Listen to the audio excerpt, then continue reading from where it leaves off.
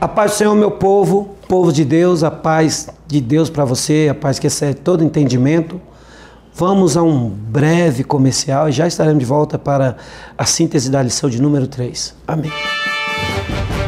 Já pensou em uma grua para sua igreja ou produtora e possibilitar imagens aéreas incríveis? A Maxi Grua tem uma linha completa em tamanhos diversos para atender sua necessidade. Gruas em alta tecnologia a preço de fábrica. Isso mesmo, você compra direto com o fabricante e conta com assistência técnica permanente. Despachamos para todo o Brasil. Acesse o site e confira nossos produtos maxigrua.com.br. Sua imagem voando alto.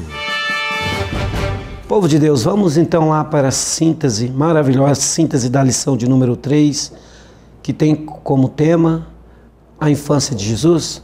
Pegue a sua lição, vamos exaurir bastante dela nesse dia. Vamos começar pelo texto áureo, lição de número 3, a infância de Jesus, texto áureo. E crescia Jesus em sabedoria e em estatura, e em graça para com Deus e os homens. Lucas, capítulo 2, versículo 52. Vamos para a verdade prática? Crescer de forma integral e uniforme, como Jesus cresceu, deve ser o alvo de todo cristão. Nós também vamos aproveitar, estamos sempre fazendo a leitura bíblica em classe, já que são poucos versículos, apenas para nos auxiliar na lição. Lucas capítulo 2, do versículo 46 ao 49, e depois o capítulo 3, do 21 e 22, que é a leitura bíblica em classe, nós vamos aproveitar como respaldo para a lição. Lucas capítulo 2, versículo 46 diz: E aconteceu que, passados 3 dias, o acharam no templo, assentado no meio dos doutores, ouvindo-os e interrogando-os.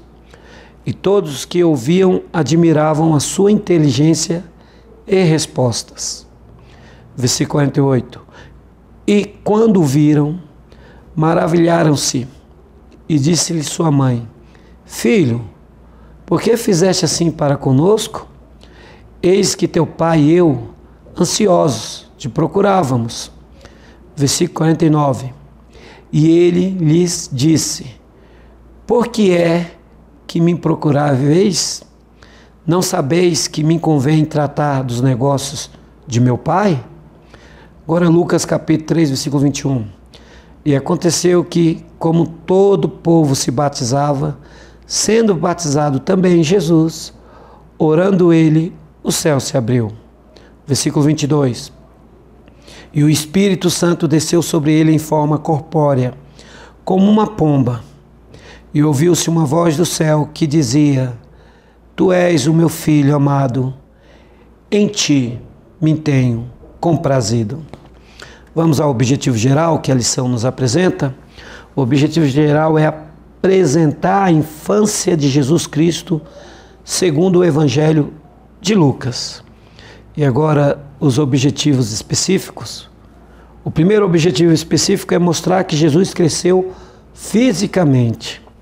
O segundo é conhecer como se deu o crescimento social de Jesus. O terceiro objetivo específico é saber como se deu o desenvolvimento cognitivo de Jesus. E o quarto e último objetivo específico é aprender como se deu o desenvolvimento espiritual de Jesus. Glória seja dada ao Cordeiro de Deus. Meus amados irmãos, essa lição sobre a infância de Jesus, rapidamente eu lembrei de um romancista brasileiro, poeta Casimiro de Abreu.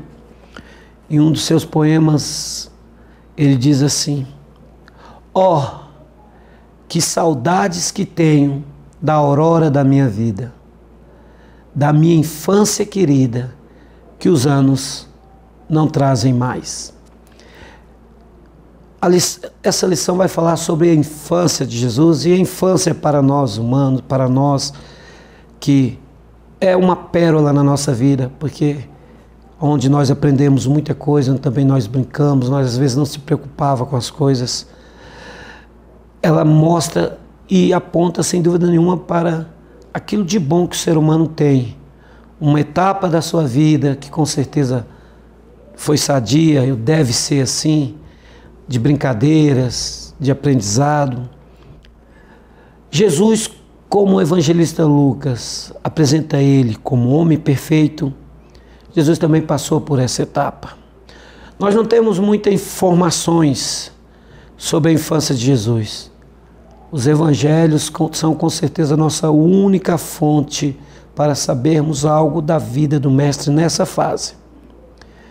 É bom enfatizar também que Jesus, na sua infância, embora tenha por aí muitos livros apócrifos, o que são os livros apócrifos?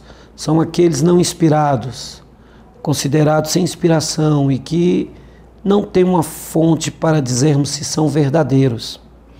Eles apresentam a infância de Jesus de um modo, eles negam totalmente que Jesus na sua infância foi humano. Jesus praticou superpoderes, nós vamos falar mais adiante sobre isso.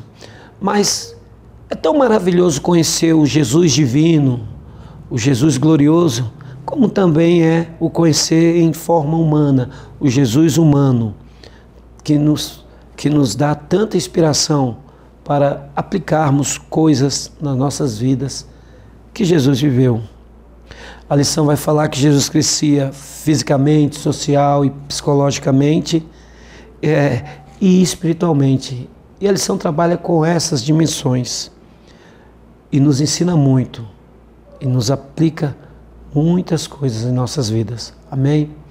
Vamos então para o ponto central dessa lição, que é Jesus como ser humano desenvolveu-se normalmente. Esse é o ápice dessa lição. Vamos ao primeiro tópico, que é Jesus cresceu fisicamente, e o subtópico desse primeiro tópico é a dimensão corpórea de Jesus. A Bíblia nos ensina que Jesus nasceu e cresceu como qualquer ser humano. Ele foi semelhante a nós, mas com certeza sem pecado. Essa é a diferença básica de Cristo para os outros seres humanos. Ele possui um corpo físico que era limitado pelo tempo e espaço. Inclusive, a palavra grega usada que o evangelista usa para estatura, que é elíquia, que a lição fala do grego, que é usada também para lá em Lucas 19:3, quando fala que Zaqueu era um homem de baixa estatura, ou no cego de nascença em João 9, para indicar a idade, né? Nos mostra que, através desse contexto, nos mostra que as Escrituras não negam essa dimensão corpórea e física do nosso Senhor Jesus Cristo, como fazem as seitas, como fazem os livros apócrifos. Vamos então para o segundo subtópico, o cuidado com o corpo. Como todo ser humano, Jesus possuía um corpo físico.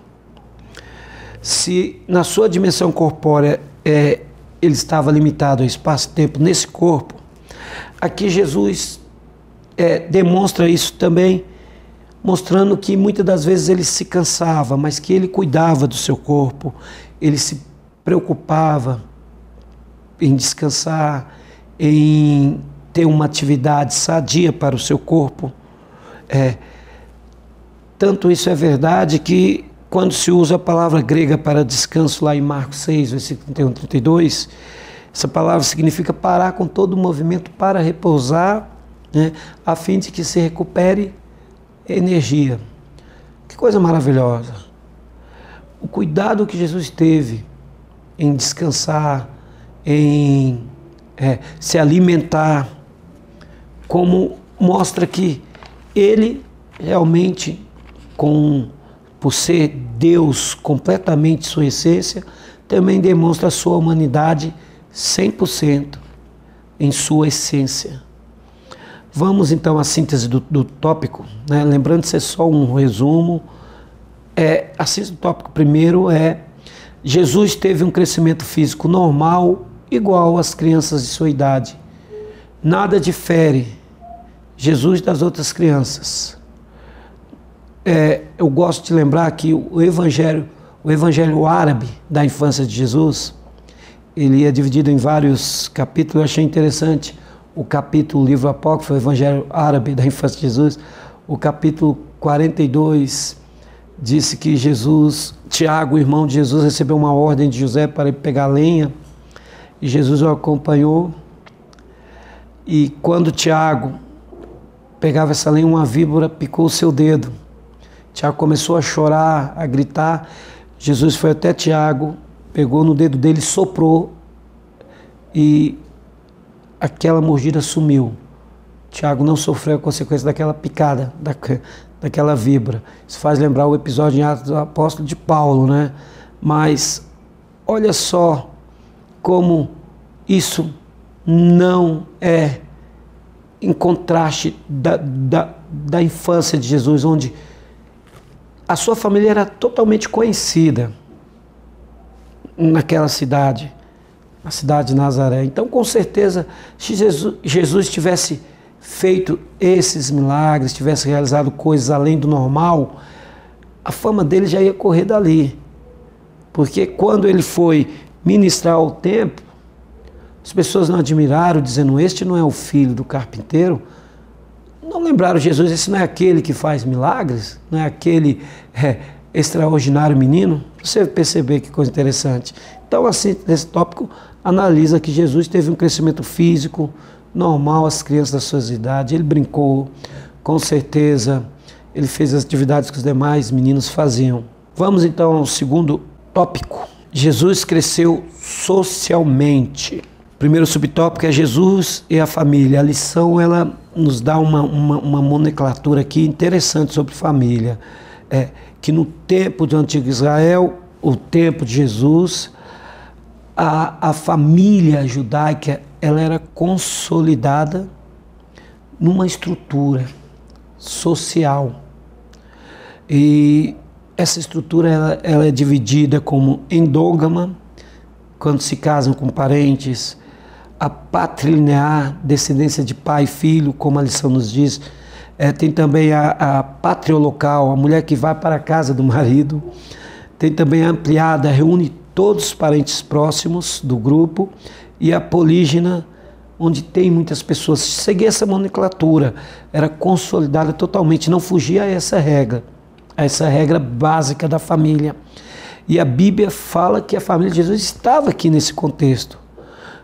Jesus aprendeu a viver em família, com certeza. Como membro dessa família, ele vivia em total obediência aos seus pais. Isto nos dá um grande exemplo, uma grande aplicação para os dias de hoje. Se tratarmos a família em obediência, os filhos em total disciplina e os pais sabendo como conduzir a sua família, tudo vai ser consolidado por Deus, porque a família fugiu desse padrão totalmente nos dias de hoje. Mas Jesus cresceu em família, todo o cotidiano de uma família, todos os afazeres que os meninos tinham, tudo Jesus praticou na sua infância. Isso que as Escrituras nos deixa bem claro. A família continua sendo um instrumento importante na formação do caráter das pessoas. Jesus cresceu numa família consolidada, não foi numa família que vivia em disparate por aí. Vamos ao segundo subtópico. Jesus é a cultura local. Quando Jesus, que João 1,4 diz que os verbos fez carne e habitou entre nós, o original, eu expliquei algumas lições passadas, é fazer a tenda, ou tabernacular em nós. Jesus se fez como um de nós, se humanizou. E quando assim o fez, ele estava sujeito à cultura em que ele vivia, o espaço geográfico, a língua que ele falava. Tanto é que Jesus foi reconhecido por falar a língua da onde ele habitava, pelas algumas características linguísticas.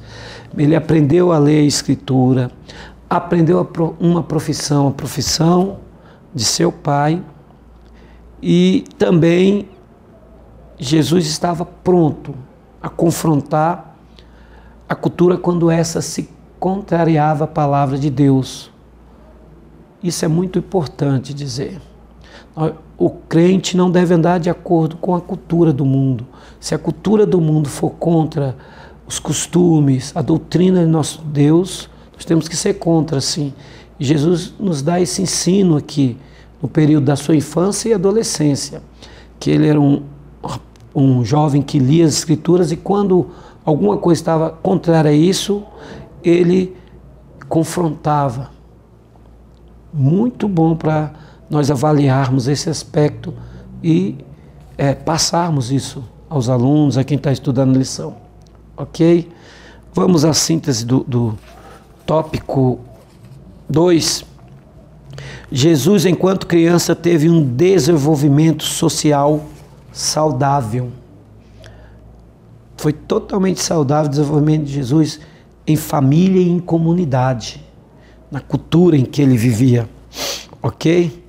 Vamos então para o tópico 3. Jesus cresceu psicologicamente. Vamos lá? E o tópico 3 é subdividido aí em primeiro subtópico, que é a dimensão psicológica de Jesus.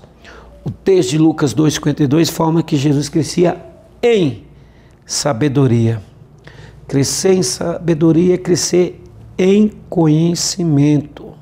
É ter um desenvolvimento intelectual e mental. É desenvolver a psique humana, ou seja, você vai crescendo e aprendendo e aqueles aprendizados vão fazendo parte da sua vida, né? Jesus, como um perfeito, ele tinha essa dimensão psicológica. A Bíblia diz que algumas vezes ele se angustiou, mas ele se enchia de sabedoria. E esse crescimento mental e intelectual, ele faz uma assimilação grande dos conhecimentos para a vivência humana, para a experiência da humanidade, do homem, no seu dia a dia. O acúmulo cultural que se forma, irmãos, como a lição nos diz, venham fazer parte da cultura daquela época. Os judeus daquela época, toda criança judeus tinha o seu intelecto treinado pela Escritura Sagrada. Os pais eram muito severos em questão a isso. A criança tinha que aprender a Torá, decorar a Torá. E Jesus não fugiu a essa regra, né? Ele tinha o seu intelecto treinado pelo estudo da Escritura Sagrada também. Amém? Vamos para o segundo subtópico. Jesus e as emoções. Irmãos, Jesus era com certeza um homem emotivo, um jovem emotivo, mas ele possuía total domínio sobre o seu emocional. Nada saía do controle de Jesus. Ele nos dá essa lição de uma maneira retórica, de uma maneira bem consistente. Vemos o caso de João 8, do versículo 1 a 11, quando aquela mulher foi pega em ato de adultério, que todos cobravam uma reação e Jesus foi contra aquela reação. Jesus, no seu modo, não se sujeitou à pressão daquele grupo. Ele agia movido pelas suas convicções internas. Muitas das vezes nós veremos isso nos evangelhos, e não pelo que estava acontecendo externamente. Toda vez a presença de Jesus trazia serenidade, calma. Ele não tinha nenhum distúrbio mental. Jesus não era mais um lunático da época, mais um fanático, mais um religioso.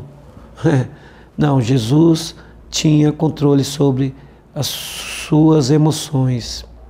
Aonde ele passava, ele transmitia serenidade e paz. Mas é com certeza porque essa paz, lembre-se que a profecia do profeta Isaías é que ele seria chamado de príncipe da paz.